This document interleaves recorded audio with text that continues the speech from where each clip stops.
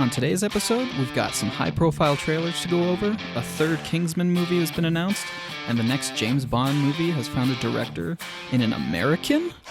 Let's get started.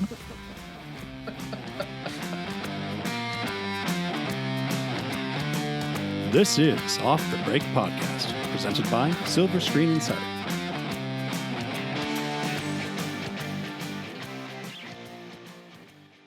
Hello and welcome to another episode of the Off the Break podcast. And no, it is not Cody. It is Kyle taking over hosting responsibilities while she is out of town. But luckily, I still have my partner in crime, Eric, alongside me. What's going on? Well, not much. Well, good. No, I don't blame you. Despite some great trailers coming out, it's been a slow week in the movie industry. I feel like it's been a slow news week for 3 weeks now. Yeah. But, what can you do? Yeah, you can't really force anything to happen. You just gotta find the stories that are the good, the good ones, the ones that you can back up on and go from there. Other than that, or you're just speculating about everything. So lots of little tidbits, I guess.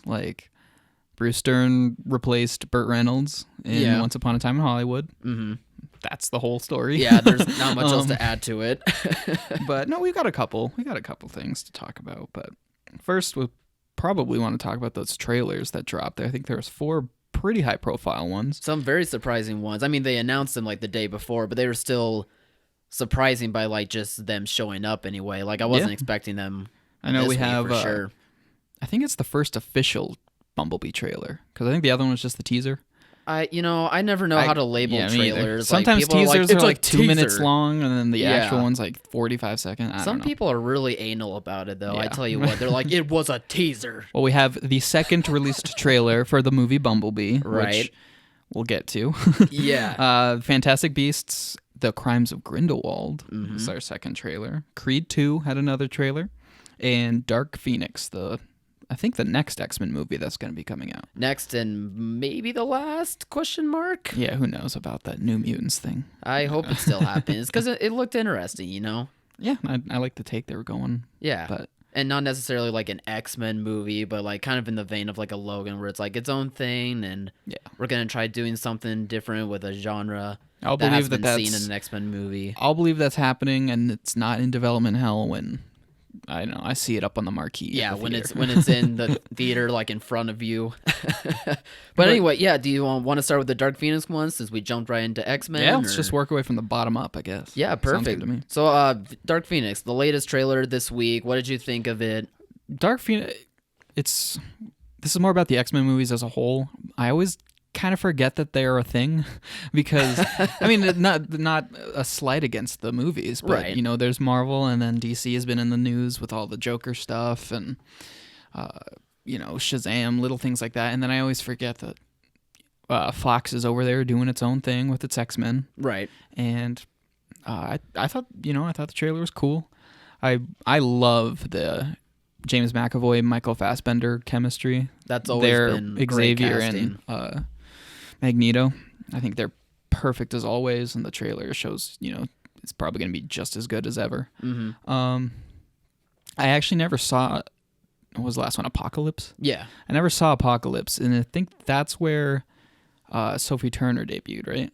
Yeah, that's As where Jean Grey. her version of Jean Grey came onto the screen. Yeah, so I don't have anything. I don't know how she was in that. I don't really have anything to go off of. She was fine in the minimal role that it was. Okay, it was a pretty small role. It wasn't meant to be a smaller role. She's definitely a part of the X-Men team in the big epic fight or whatever, but really they kind of struggled with, and I guess you can say this with most of the X-Men movies. The movie I heard isn't really the best movie either. It's not of the franchise for sure. It has its moments, but it kind of just falls flat.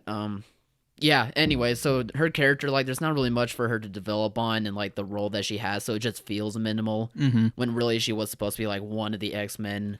Yeah, well, this movie now, she's, the main character. Right? Everything's revolving around her, and I don't know, I'm always cautiously optimistic about the first big roles that these actors have after, she's obviously from Game of Thrones. That's never heard of it. That's the big main thing that she's known for. Yeah. And a lot of times these actors, when they first start branching out into other movies, they don't really pick the best ones. At least that's how it was with Kit Harington. That's how it was with Alfie Allen.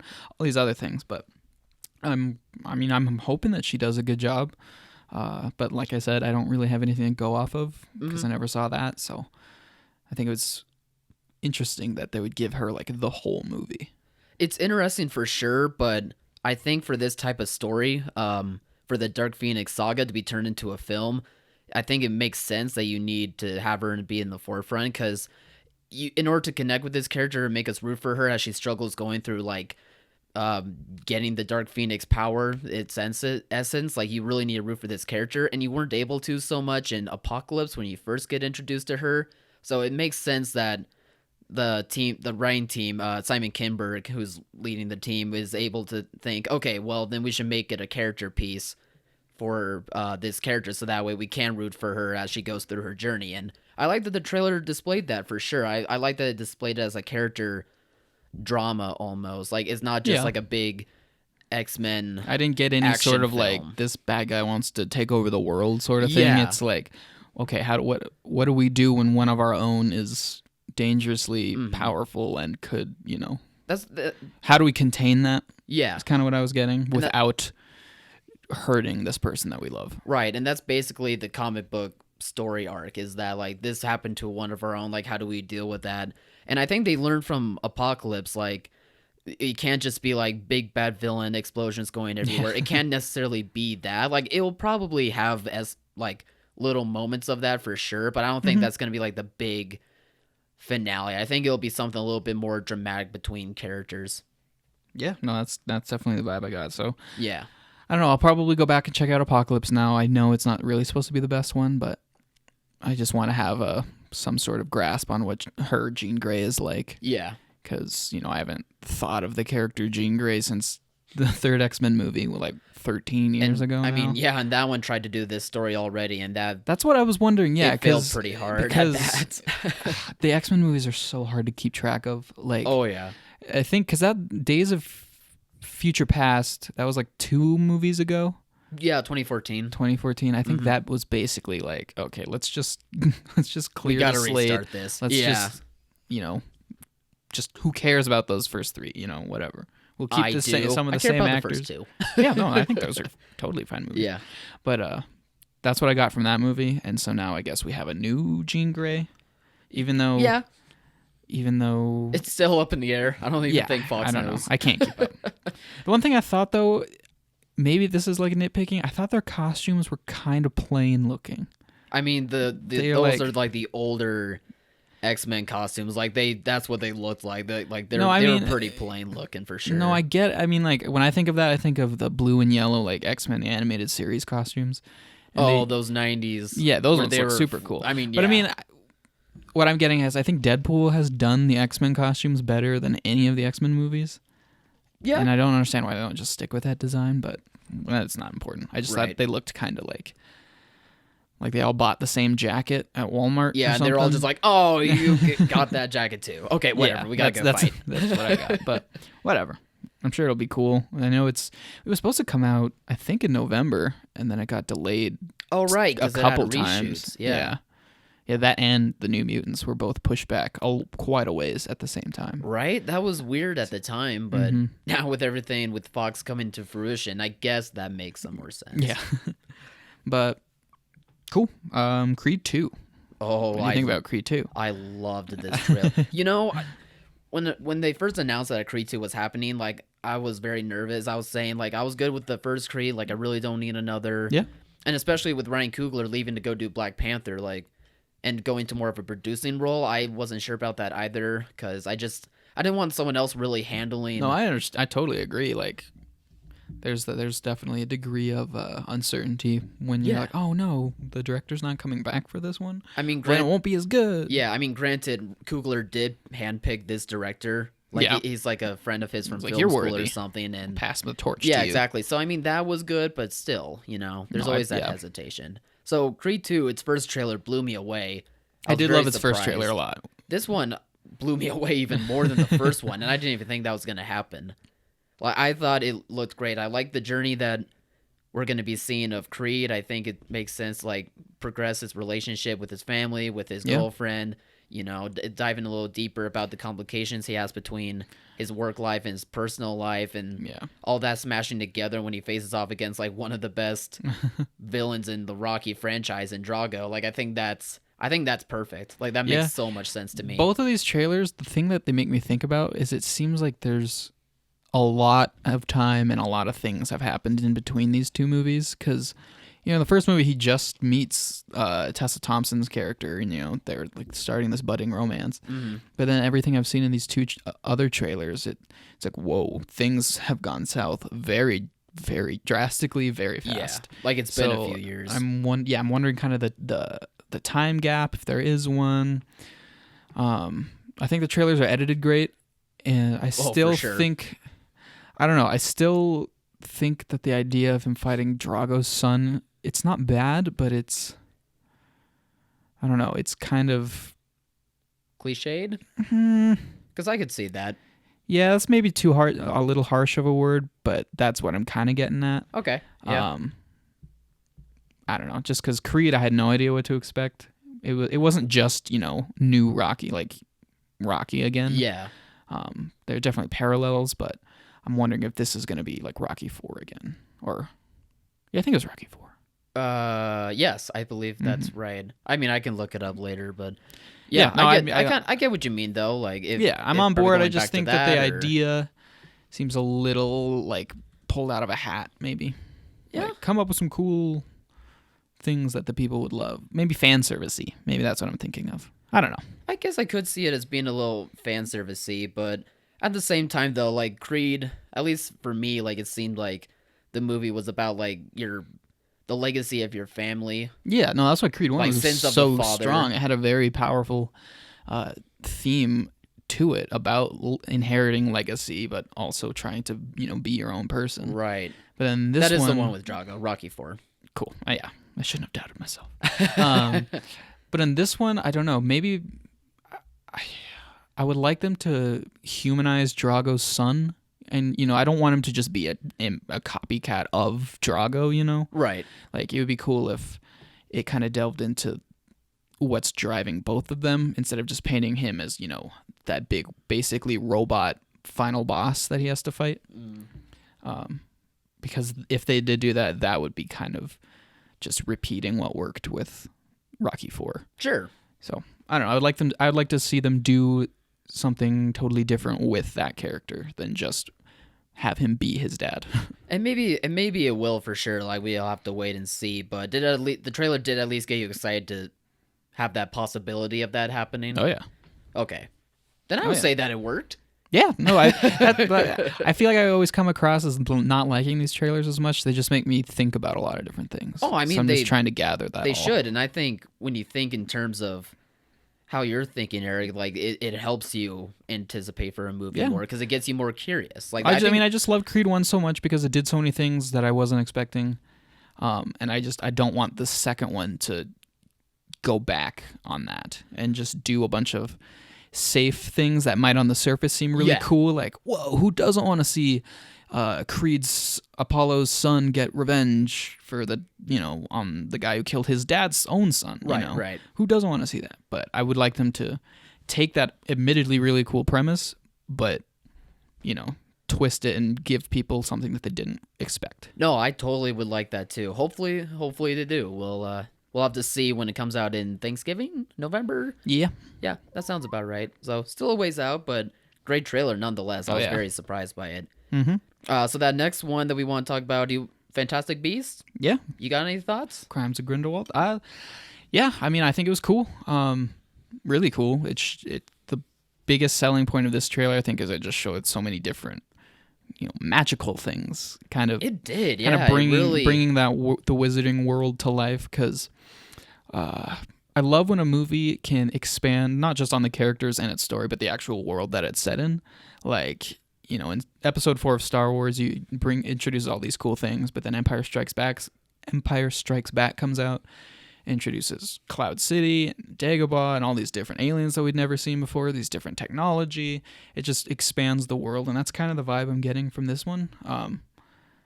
Everything just seems bigger and it's like more realized because it's like this world that J.K. Rowling created is so fantastic. But the first one was always weirdly grounded to me.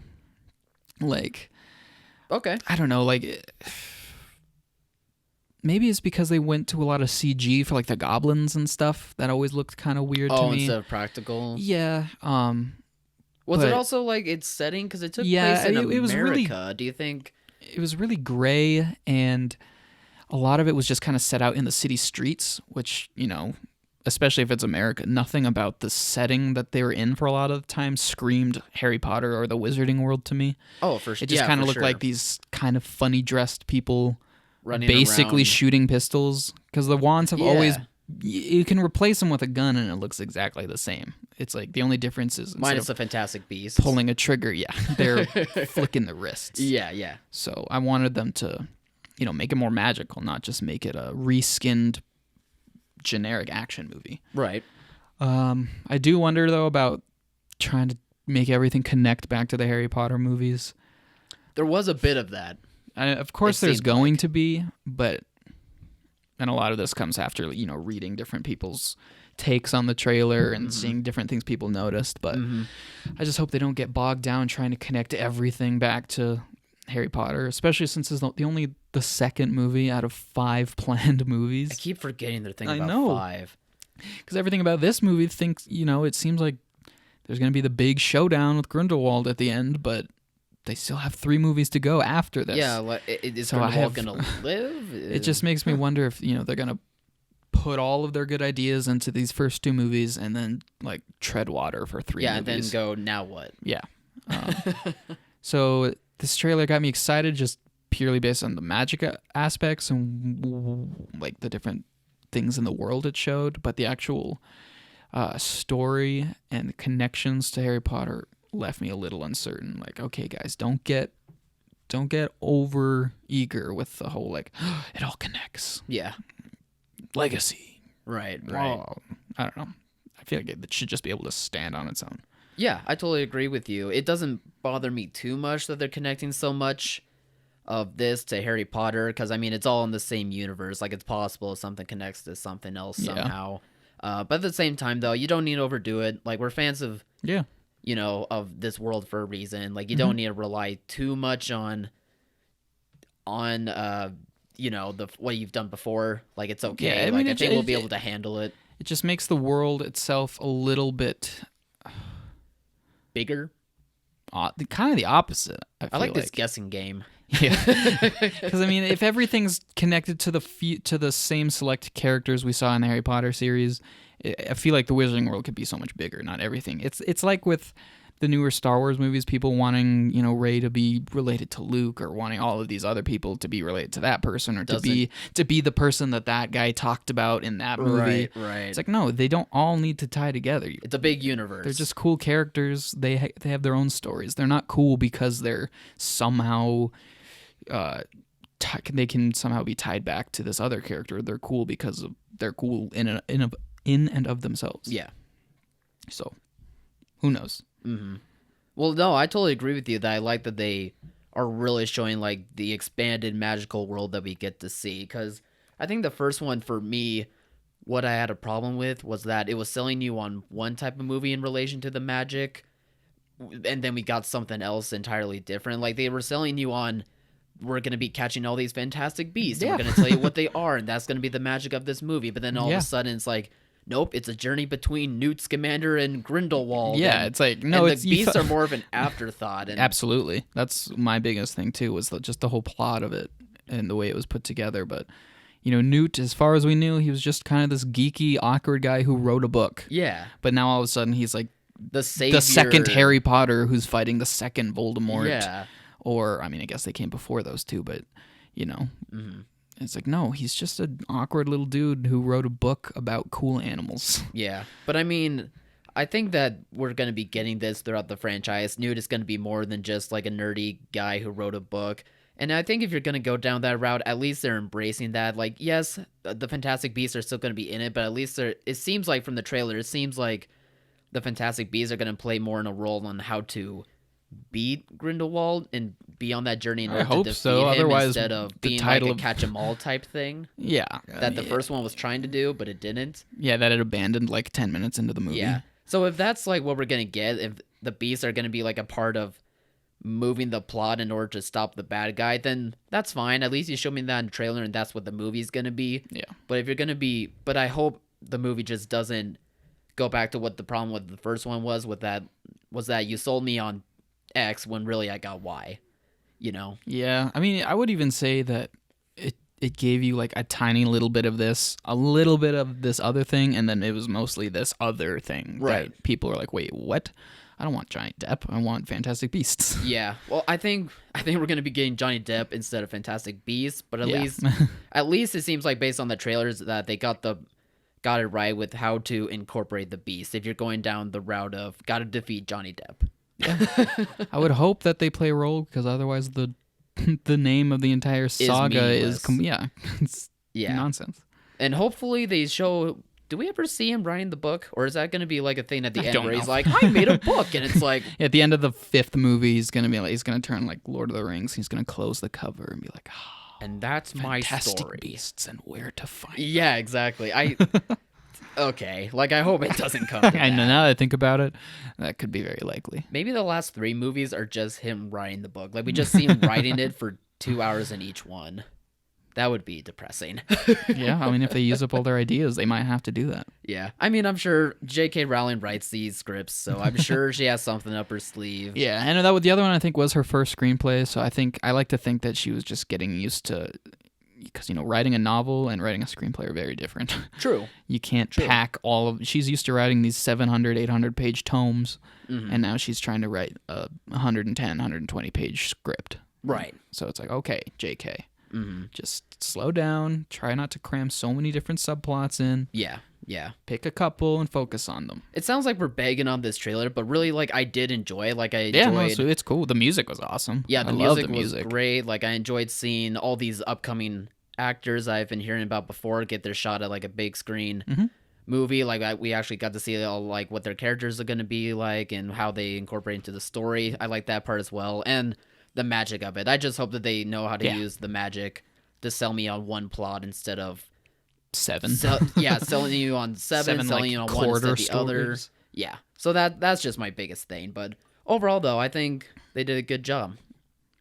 Weirdly, of all of these, the trailer I'm the most confident in is the Bumblebee trailer. Wow. Yeah, and because I remember I was always making fun of the fact that teaser, yes, everybody's like, whoa, this is actually doesn't look that bad. What is this? I thought Transformers was, synonymous with garbage. And I was like, yeah, but that's exactly the angle they're taking. They know that if they put a little bit of heart into it, people are going to jump on and be like, whoa, it's finally coming around. And I'm now one of them. I mean, we got you I don't on know. board. It's probably just because they tone down the incredibly noisy designs of the Transformers and just give them their, simple, recognizable. They look like the characters. Generation 1 skins. Yeah, I was so surprised by that.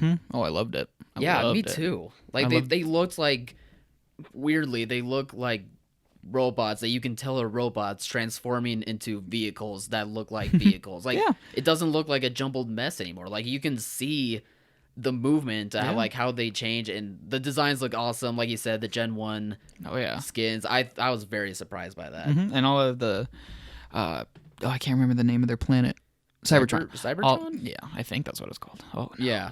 Well, don't worry. As you They're talk, the planet, the Transformer planet, the Transformer world. I thought that the scenes on that looked really cool. But mostly I just like the fact that they are going back, telling a simple story. Just, this girl in her car, and it turns out that the car is running away from this big other story. And it's like, okay, this seems a little bit more grounded, has one focus that we can follow. And Bumblebee is always, he's incredibly charismatic. Yeah, like he was, like there's a lot of annoying Transformers characters in this franchise, but Bumblebee was always the one that was the least. So yeah, I mean, I don't think it'll necessarily be the best of these movies, but I'm sold on it. I think I'm able to set aside the cynicism of the past 5 Transformers movies and just be like, okay, yeah, I'd watch this Transformers movie. I have made the running mistake of trusting a Transformers trailer many times because they edit them so good that you are sold on it. You're just like, whoa, their Dinobots are here, and that looks all. He has a sword like that. No. And it always tricked me every time. And every time I went to see them, like I would be so disappointed. The 5th one, not as much. I did do better on the 5th one. Isn't there like a fool me once thing? I don't want to turn it to George Bush. What's the actual quote? Fool me once, shame on me. Get fooled by Transformers trailers 80,000 times. Like it's your fault. Yeah, I think that's the the quote. saying. That's the Yeah. quote. But I will say, like I hope this isn't bad because the Transformers it'll bug be is bad. hitting. The Transformers bug is hitting me again. Like I'm getting sold on these trailers. Yeah, I loved Transformers as a kid. Yeah. I loved them. I didn't have a whole lot of them, but I had some, and one of my friends had For how much? ton of them. How much? I watched the show a lot. What show were? The animated. And the the movie. first one. The animated movie I loved, even though it was terrifying. I've always heard great things about the animated It's a one. traumatizing movie. Yeah, Oh my that's God. Yeah, that's what I keep hearing. But I mean, this trailer, I love that it's a girl and her dog type story that is just grounded and it's about bonding and it's about friendship. Well, and yeah, at the same time though, like there's a lot more Transformers involved out of the bad guys. There's still, like the big kind of in the background, it seems like there's going to be this big epic battle that's happening on Cybertron and Bumblebee is the key, blah, blah, blah. But like at the core of it, like it seems like a more intimate story. And and I think if you're going to have like your characters be human in a Transformers movie, like you have to go intimate between the character and like the Transformers. And I think that's the correction that they're making in this. I still don't. A lot of people will like to say, but the first one's good, and I liked it when I first saw it. The first one's good. good. It doesn't hold up that well. I wouldn't say it's a great movie, but at least it does have that kind of more character-focused bond between Wiki and Bumblebee. I will say the humor doesn't hold up well. No, it does not. I think the CGI in it holds up great. Oh yeah. Yeah, but the story. That's why I think of the 5 other Transformers, the reason why the first one isn't totally terrible is because it at least was trying to go for that more. Yeah. Like you said, like a man and his dog kind of thing, and people can relate to that. Like kind of like a How to Train Your Dragon 1 type Right, thing. yeah. People like to see characters form bonds like that, especially between a character that can like kind of seem like a pet. Yeah.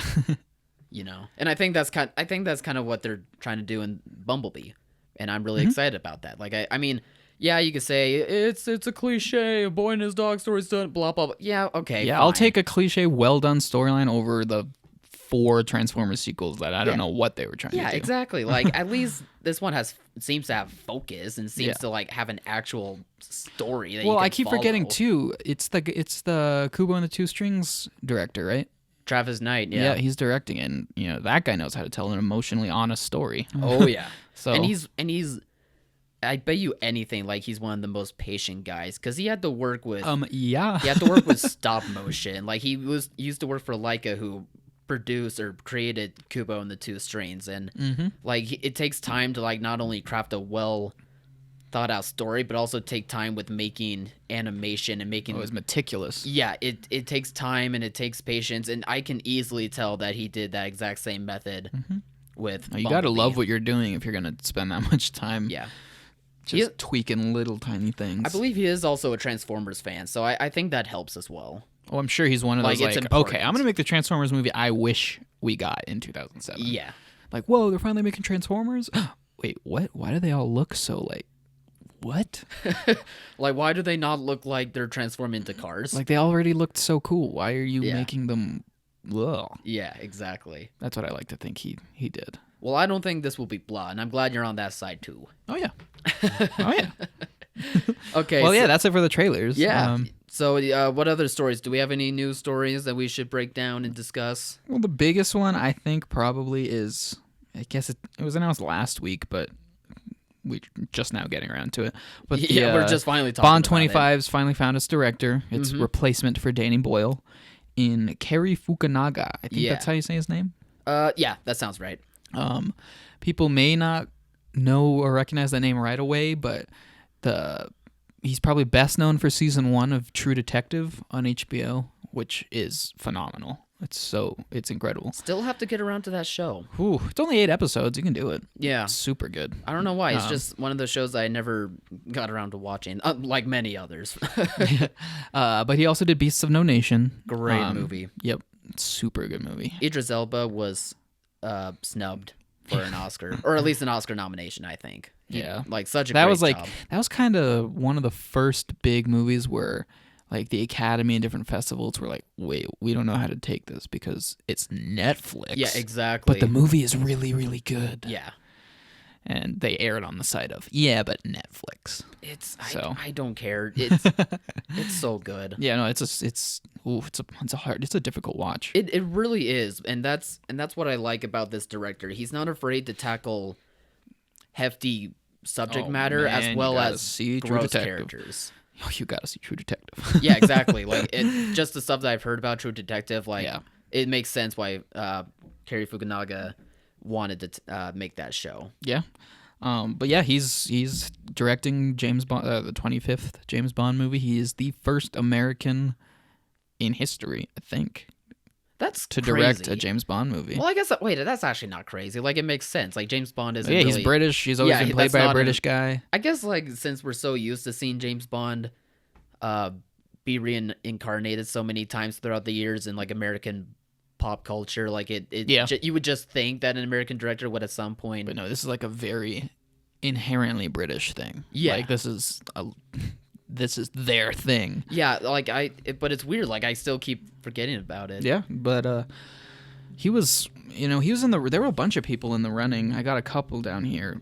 Weirdly, only 1 or 2 actually were British, or at least from the UK. Right. Because Edgar Wright was in a name that was in the running. He's English. David Mackenzie is Scottish. He was in the running. Christopher McQuarrie. I don't know how you say his name. McQuarrie. I've heard as McQuarrie. Yeah, Mission Impossible guy, which right. I'm sure everybody thought was like, oh, of course, that's a natural fit. But he's probably taken some downtime. Mm-hmm.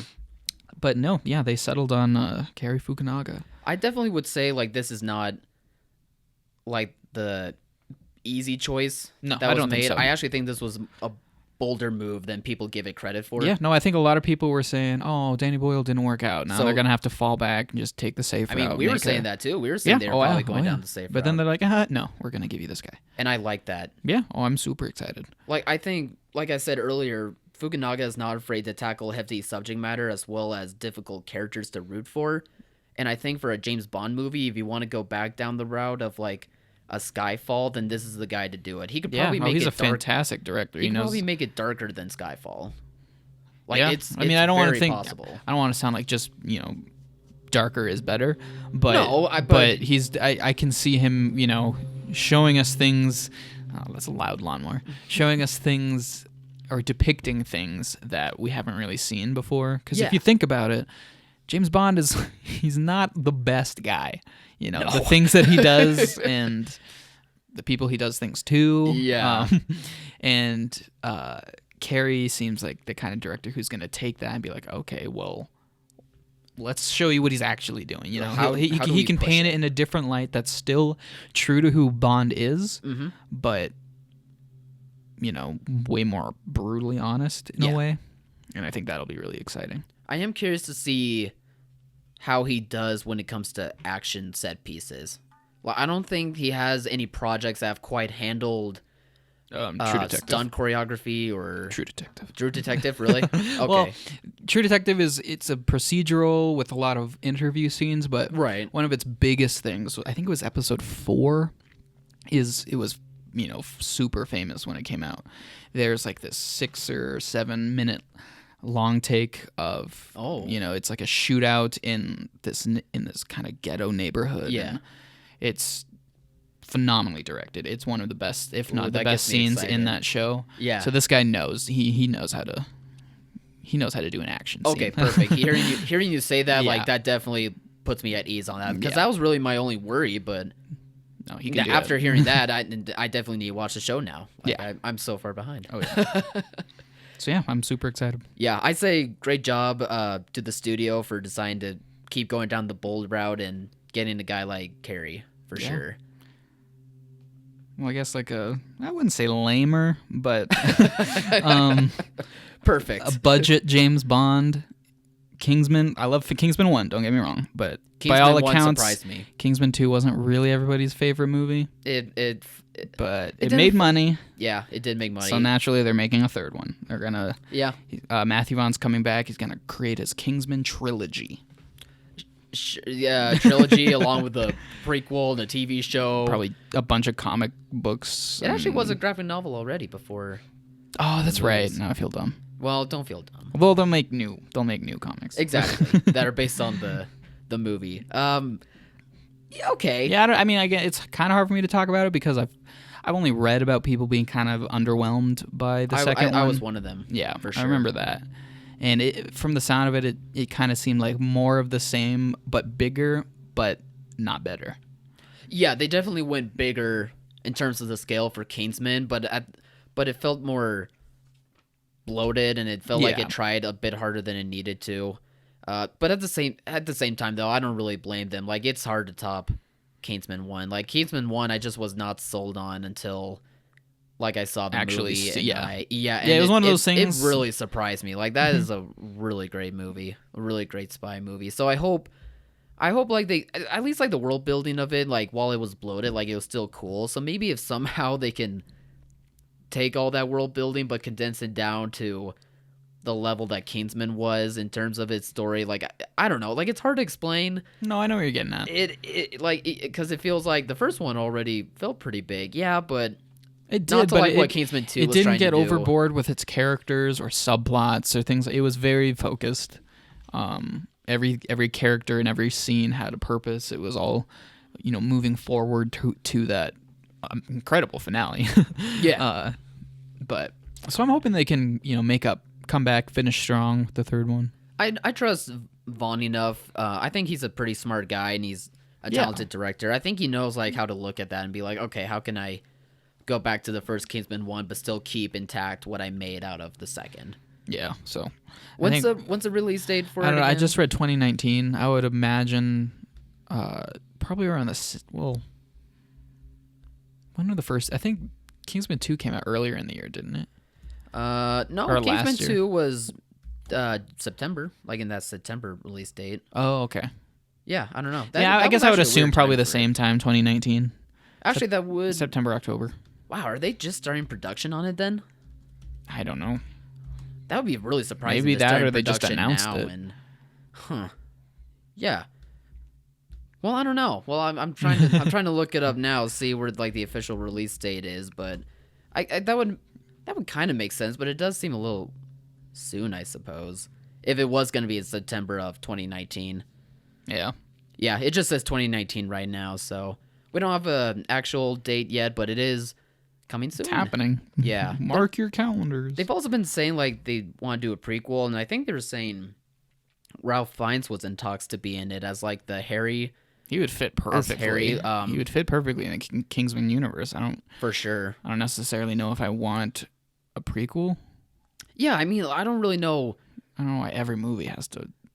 They'll make the trilogy, then they'll have to make a prequel, and then they'll make a reboot. Like, I don't.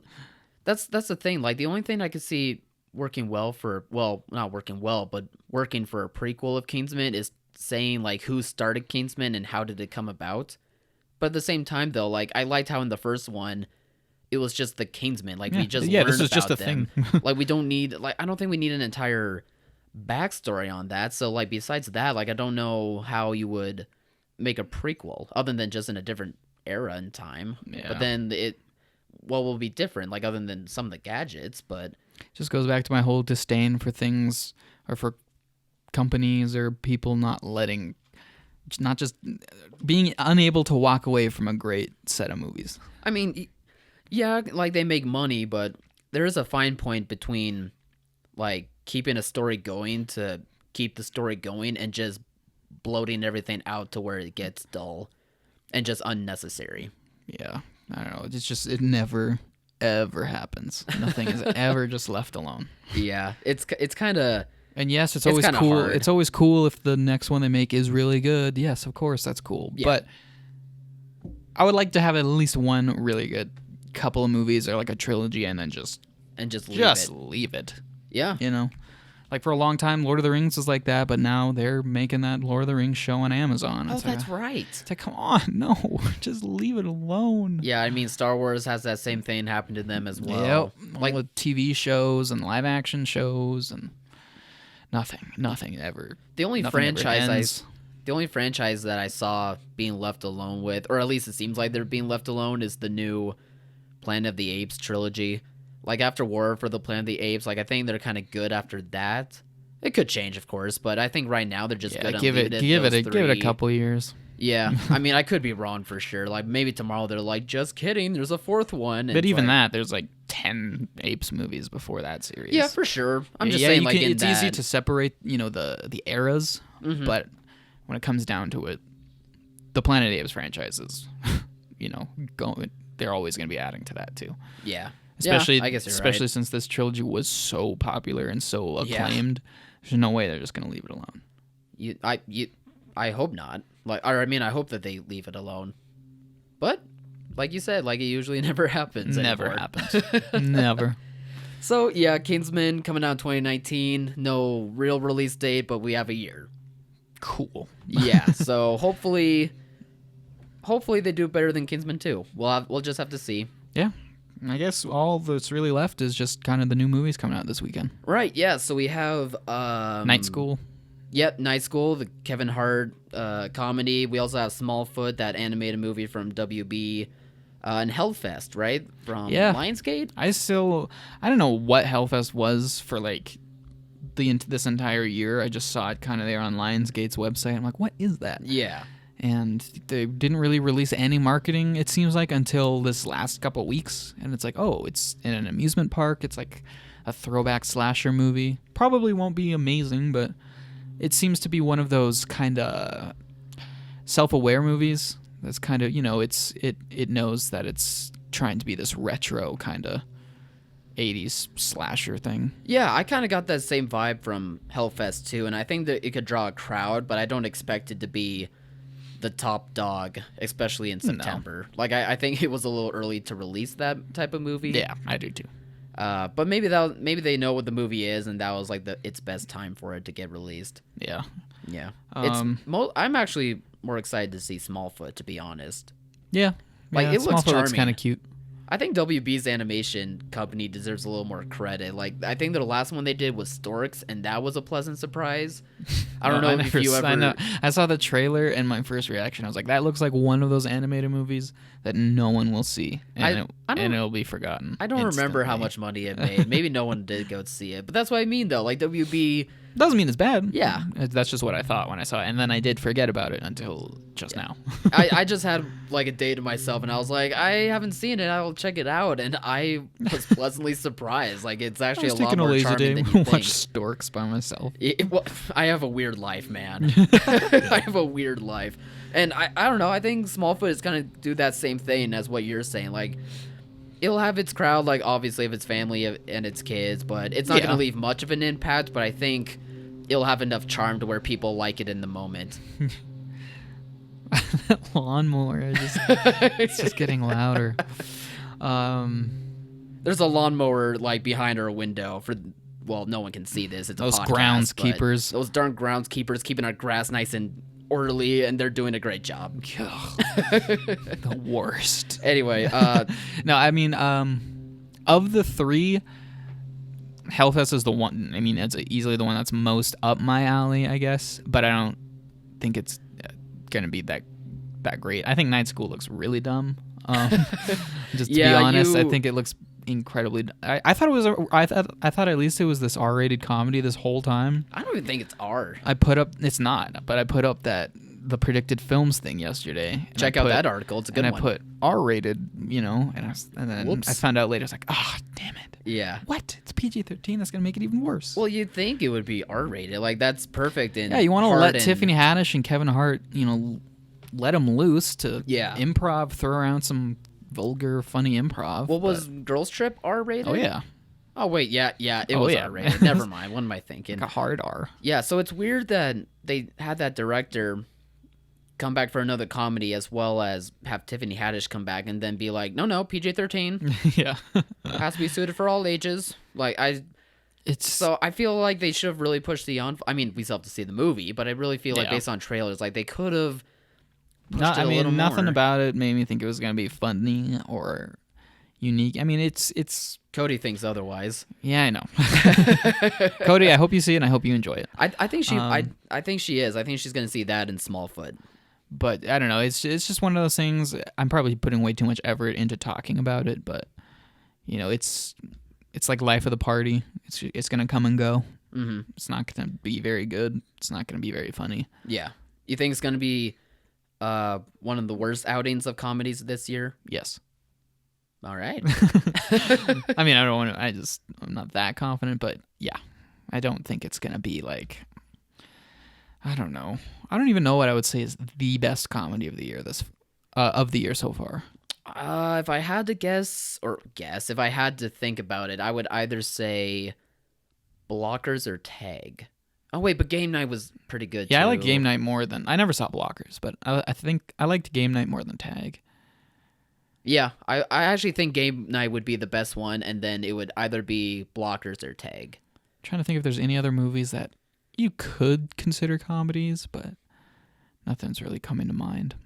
I mean, Happy Time Murders, Oh, yeah. R-rated comedy.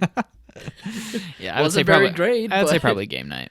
Yeah, Game Night was good. It was. Can they just re-release it? I'll go see that. I'll see anything Jason Bateman's in.